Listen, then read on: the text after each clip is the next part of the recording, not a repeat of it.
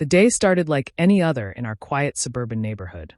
I had just finished folding the last of the laundry when I glanced at the clock and realized my husband, David, was running late again. It wasn't unusual these days, and though he always claimed it was work that kept him away, I had begun to feel that something far deeper lingered behind his excuses. For the past several months, I had noticed the shift. His smile was different, his eyes often distant, and the way he avoided lingering too long around me was impossible to ignore. I told myself over and over that it was stress, deadlines, or maybe even exhaustion, but the gnawing pit in my stomach told me the truth was much more complicated. David and I had been married for 7 years. When I met him, he was already a father to Michael, his son from his first marriage. Michael was only 11 then, shy and quiet, adjusting to a new reality of shared custody and a new woman in his father's life. I tried to step carefully, never wanting to replace his mother, but hoping to be a supportive presence. Over the years, Michael and I developed a bond, not one without tension, but one built on respect and gradual trust. By the time he turned 18, he had become a confident young man preparing for college. I often found myself proud of him, proud of the way he had overcome the turbulence of his early years. That night, I was sitting in my room with a book in my hand, though I wasn't really reading. My thoughts kept drifting to David.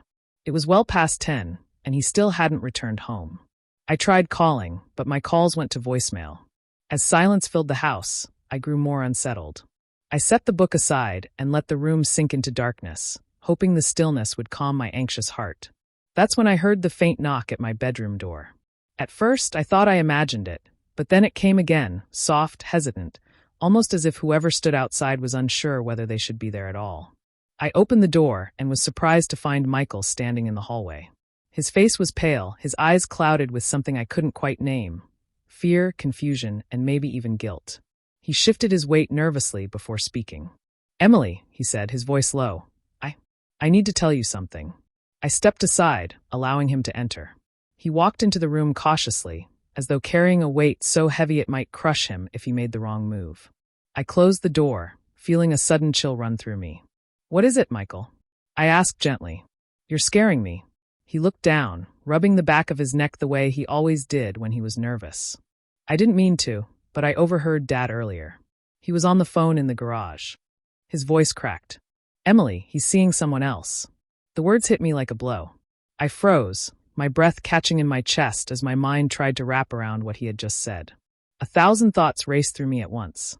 Denial, anger, sadness, but above all, disbelief. "What do you mean?" I whispered, though deep down I already knew.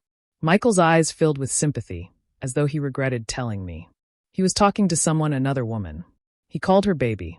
He said he couldn't wait to see her again this weekend. "I didn't want to tell you, but I couldn't keep it inside.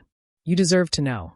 My knees weakened, and I sat down on the edge of the bed, staring blankly at the floor. So it was true. All the late nights, the sudden business trips, the way he avoided my touch. It wasn't stress. It was betrayal. Michael sat beside me, unsure if he should say more. I could feel his discomfort, his torn loyalty between protecting me and protecting his father. "I'm so sorry," he murmured. "I didn't want to hurt you, but I couldn't just keep quiet." Tears welled in my eyes, blurring the room around me. I had loved David with everything I had, trusted him, built a life with him. And now, the foundation beneath me had crumbled in an instant. We sat in silence for a long time, the weight of the truth pressing down on both of us. Finally, I spoke, my voice trembling. "Thank you, Michael, for telling me. I needed to hear it, even if it breaks me." That night changed everything. When David finally returned home near midnight, smelling faintly of perfume that wasn't mine, I could barely look at him. He crawled into bed beside me, oblivious to the storm raging inside my chest. I lay awake, my back turned to him, tears silently streaming down my face. The following days were a blur of confrontation and denial. When I finally asked him outright, he denied it at first, claiming stress, work dinners, anything but the truth. But when I pressed harder, his mask slipped, and his silence was enough of an answer. My heart shattered in a way I didn't think possible. Michael, though caught in the middle, became my unexpected source of strength. He checked on me, offered quiet words of comfort, and even reminded me that I wasn't alone. I saw a maturity in him I hadn't fully recognized before, a compassion that went beyond his years. His presence reminded me that even in betrayal, There could still be kindness, still be someone willing to stand by you when the world seemed to fall apart. As weeks passed, the house became divided. David continued to see the other woman, making little effort to hide it anymore. The marriage we had built felt like a hollow shell, a performance for neighbors and friends, while behind closed doors everything was broken. I wrestled with anger, grief, and the unbearable question of what to do next. But through it all, the memory of that night, when Michael entered my room and told me the truth, remained etched in my mind. It was the moment everything shifted. The moment when lies were stripped away, leaving only raw honesty.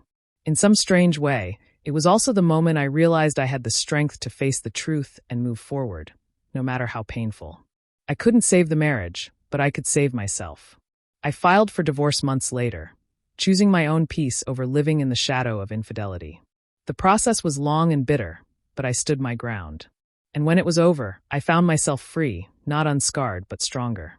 Michael left for college not long after, but before he did, he hugged me tightly and whispered, "You'll be okay, Emily.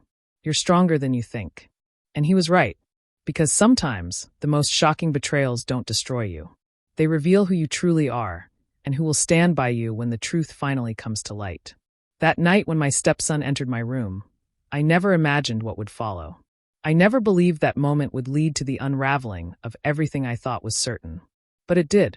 And though the story is filled with heartbreak, it is also filled with the courage it takes to face betrayal head-on and choose yourself in the end.